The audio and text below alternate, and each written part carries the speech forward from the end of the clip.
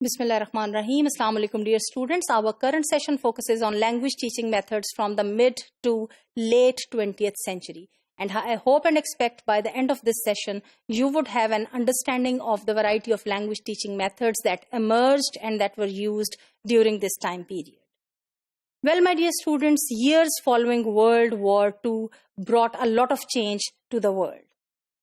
Language diversity greatly increased. More languages were to be learnt by people. There was expansion of schooling, which meant that language learning was no longer the prerogative of the elite. Rather, masses or the common people could learn languages. More opportunities for international travel were available. People had wider businesses, international interaction and cultural exchanges were taking place. And the result of all this was that there was a increasing need for, I would say, language learning. Well, during this time, renewed attempts were made in this regard. And in the 1950s and 60s, attempts were made, number one, to use new technology, that is tape recorders, televisions and radios, and computers effectively in language teaching. Second effort that was made was to explore new educational patterns. For example, bilingual education, individualized instruction, and immersion programs were introduced at varied times. The third important step that was taken was to establish methodological innovations, that is the audiolingual method, for example. Well, my dear students, it was the time when Chomsky's transformational generative grammar made an influence, and it claimed that learners do not acquire an endless list of rules, but a limited set of transformations which can be used over and over again to create innumerable sentences. For example, if a sentence is changed from an affirmative to a negative by adding not and the auxiliary verb. Stephen Krashen, my dear students, studied the way that children learn language and applied it to the adult language learning. He proposed the input hypothesis, according to which language is acquired by using comprehensible input. And when you listen to this input or you hear this input in a real-life environment, the learners use this input to deduce the rules by themselves. There were developments in various directions that took place since the early 1970s.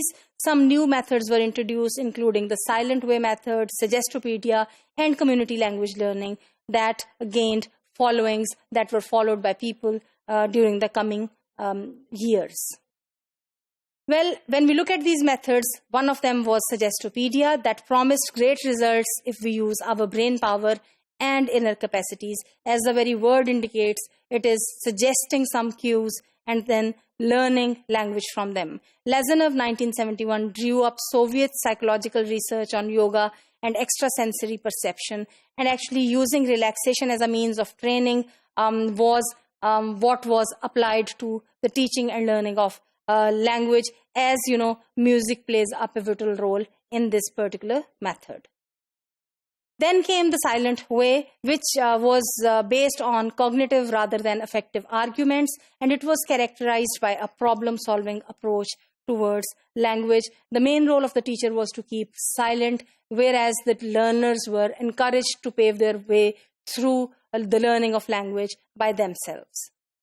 Gategno, 1972, was the proponent of this method, and according to him, it is in learners' best interests to develop independence and autonomy and cooperate with each other in solving the language problems than, look up to the teacher to do that. There was a criticism on that, and that was very harsh, as the teacher was distant and the classroom environment was neither in control nor it was conducive. Then there were strategies-based instruction, and the work of O'Malley and Shammert, 1990, emphasized the importance of style awareness and strategy development to ensure the mastery of a foreign language. Many textbooks and entire syllabi offered guidelines in this regard. Finally, towards the end of this era that we are talking about, communicative language teaching method was introduced.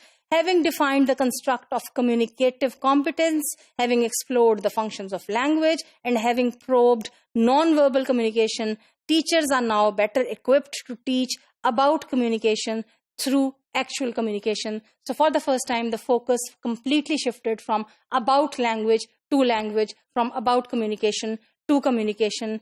And the focus was not merely on theorizing, but the focus was on the practical activity of teaching language in the communicative context.